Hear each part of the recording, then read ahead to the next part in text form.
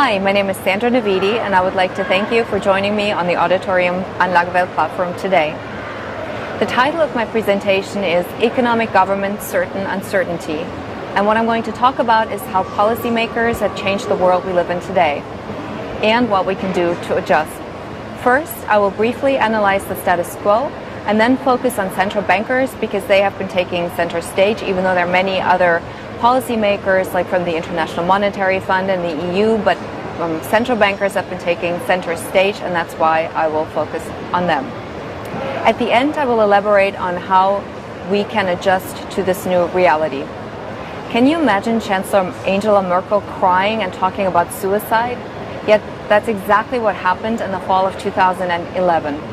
Greece was imploding politically, contagion was spreading, and Italy was just about to lose market access. Policymakers were preparing a rescue package for Greece, and all the senior policymakers came together, among them President Obama and French President Sarkozy, and they were putting extreme pressure on Merkel to strengthen the firewall and to increase the size of the rescue fund. President Obama was afraid that Europe would fall into depression and that would negatively affect the US, tip it back in a recession, and threaten his re-election.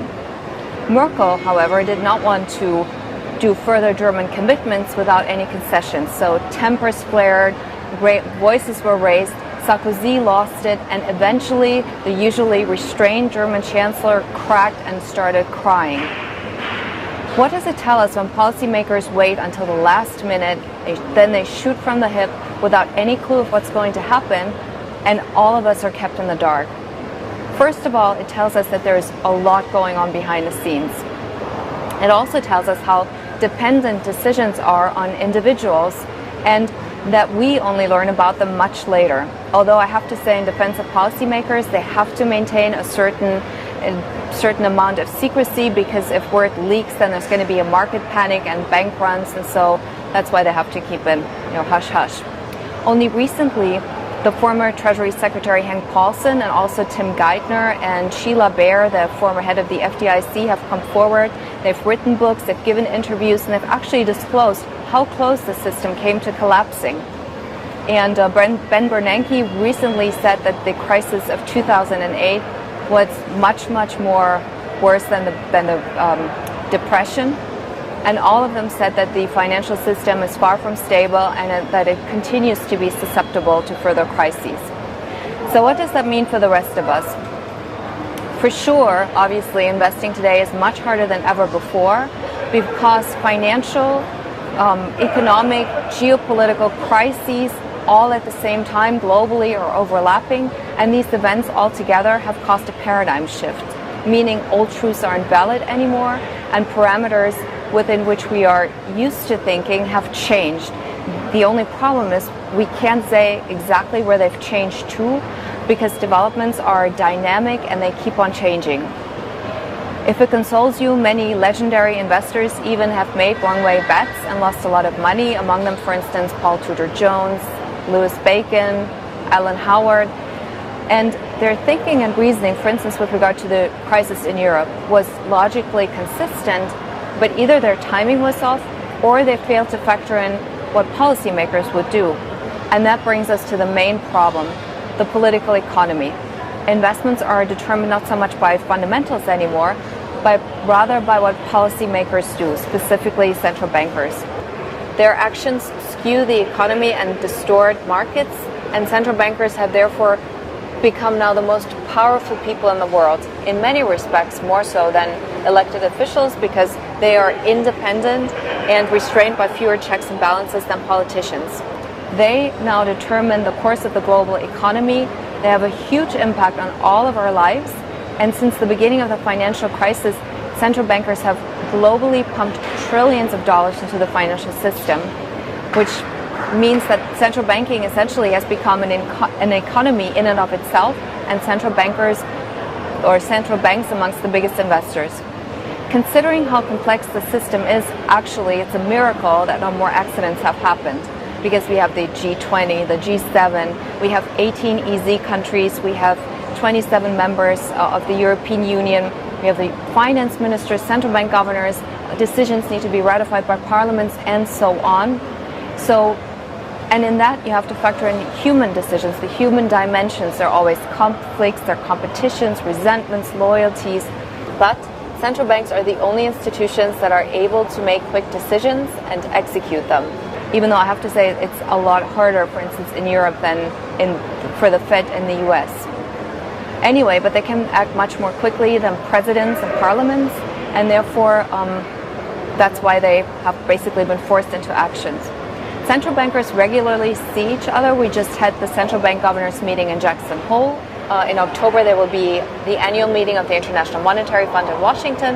And in January, everybody will get together in Davos again at the World Economic Forum. But most importantly, in between, all the time, they're in constant touch, and they meet every other month at the Bank for International Settlements in Switzerland. Just a word on Jackson Hole. The US has 12 local district Fed banks. Jackson Hole is one of the most high-profile conferences because historic announcements were made there and history made and famous people have attended. And the purpose generally is for them to come together and discuss monetary policies and academic studies, and importantly to have private, off-the-record conversations. They exchange experiences and potentially coordinate with each other. Wall Street attendees this year have only made up less than 5%. It used to be much more in the past, but I think central banks are trying to avoid the appearance of inappropriateness. The meeting of the International Monetary Fund in October is a much different animal. It's much, much bigger. It has 12,000 participants that come in from all over the world. The IMF has 188 member countries, and all the finance ministers will come, the central bank governors also, of course, and people from the EU. And the reason why it's so big is because there's a lot of shadow conferencing going on. A lot of commercial bankers will come, fund managers, think tank representatives, all the big bank CEOs are there, from Jamie Dimon, Michael Corbat of Citigroup, the co-CEOs of Deutsche Bank. Everybody will come there. They hold dinners for clients and cocktail parties, so it's very social and there's a lot of mingling going on. The most important for central bank governors is the Bank for International Settlements. The BIS, as it's called, is essentially the bank for central bankers. And the 18 central bankers of the most economically important countries meet there every other month on a Sunday, come together. Those meetings are completely confidential, off the record, there are no transcripts. And the BIS has a similar status as the UN, meaning as the United Nations, meaning that it's technically not on Swiss soil and not under Swiss jurisdiction. Central bankers in general have a rather rarefied existence. They're a small, tight group of people, very homogeneous. Almost all of them are male, they're very academic. I find them to be a rather friendly, unpretentious, approachable bunch, but they have to be a little guarded because they have to be very careful of what they say. They're pretty much on the same wavelength with each other, they communicate on the same frequency, and many of them throughout their lives have been interconnected. To give you just one example, Stan Fischer, who was the central bank governor of the Central Bank of Israel and now is the second in command at the Fed next to Janet Yellen, used to be a professor at MIT University in the United States, where he was a professor to Ben Bernanke and Mario Draghi. So they all know each other. That's just one example, but they all have, had personal relationships for a very long time. They're all very passionate about economics, and I feel they have a sincere desire to help. They're also constantly on the alert because of the ongoing crisis, so it's a rather stressful job. And I also feel they have been getting a bit of a bad rap as abusing their printing privilege, when all they were trying to do really is to make up for the inaction of politicians who did not move on structural and financial reforms. So central bankers were just trying to build a bridge of time, and of course it's a tightrope walk for them, and we can never be 100% sure that they did the right thing because it's impossible to know what the alternative would have been. But I think the consensus now is pretty much that the financial system would have actually fallen off a cliff if they had not intervened. So if we want to be mad at anyone, we should actually be mad at our politicians. Central bankers, if they make all these wide-ranging decisions, do they at least know what they're doing? There are some people who fear and others who hope that central bankers, particularly the Fed, have superior knowledge and that they're somehow part of a secret club that is pulling the strings of the global economy behind the scenes, but that is not the case.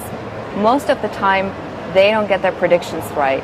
Former Fed Chairman Ben Bernanke recently said that economics is great at explaining to what past mistakes were made, but the predictions of the future were not so good, and that at best the analysis can help prevent the worst mistakes.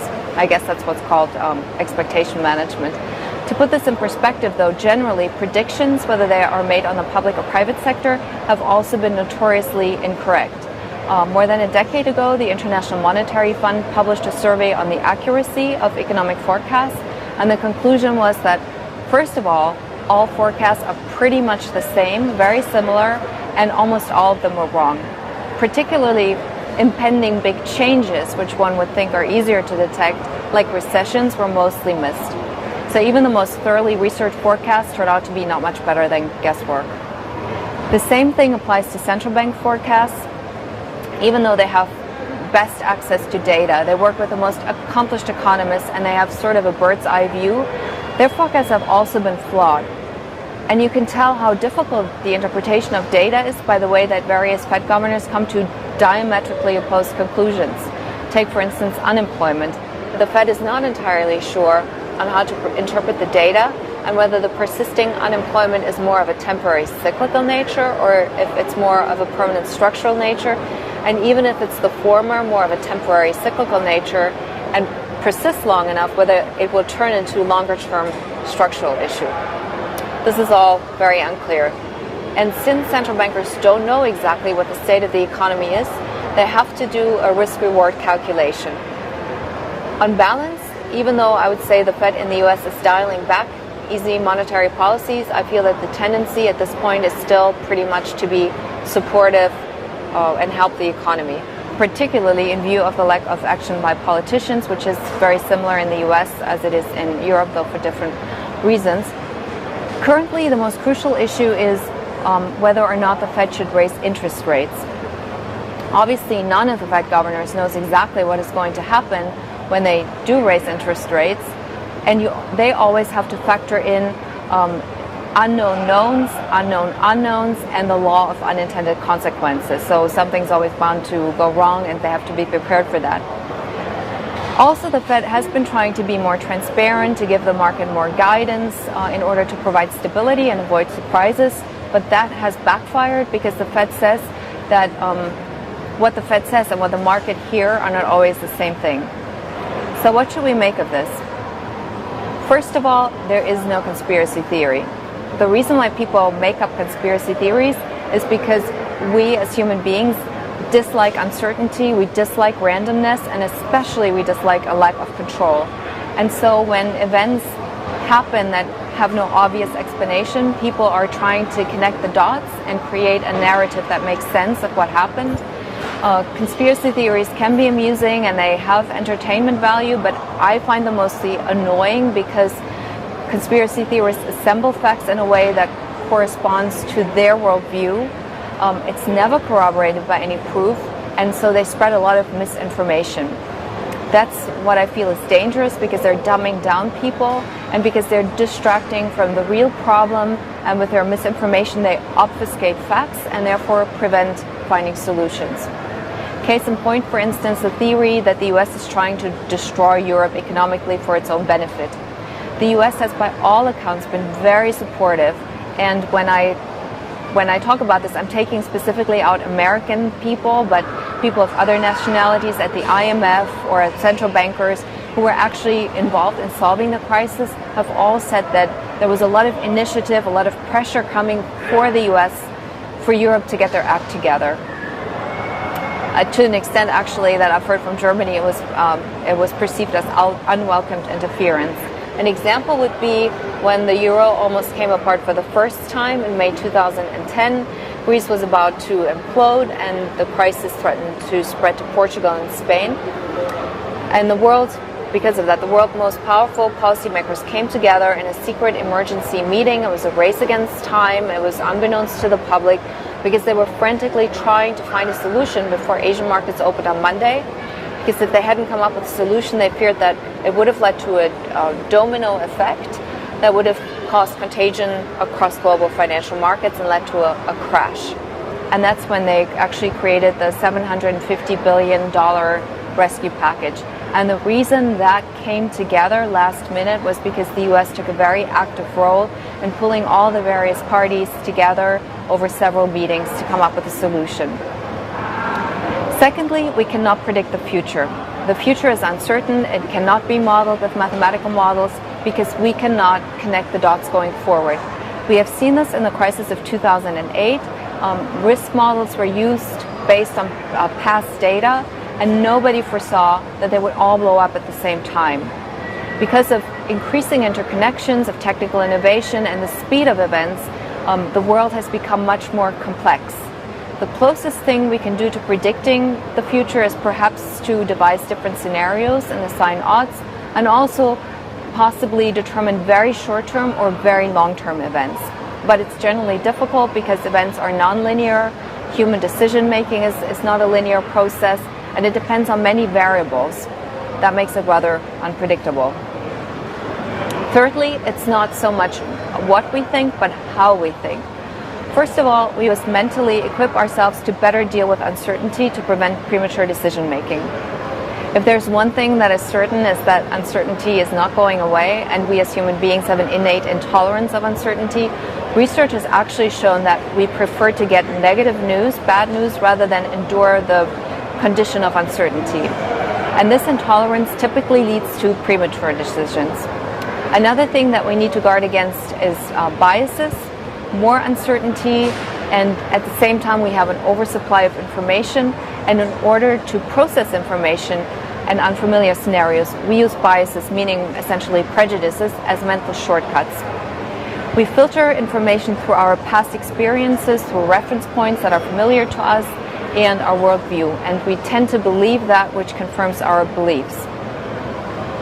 Therefore, we tend to overestimate our ability to be objective, and through the way that our brain is wired and that it has evolved during evolution, we have developed various different biases. For instance, if I believe the financial system will collapse, then I will lend more credence to reports that have, entail more negative news, and I will be more dismissive of optimistic news.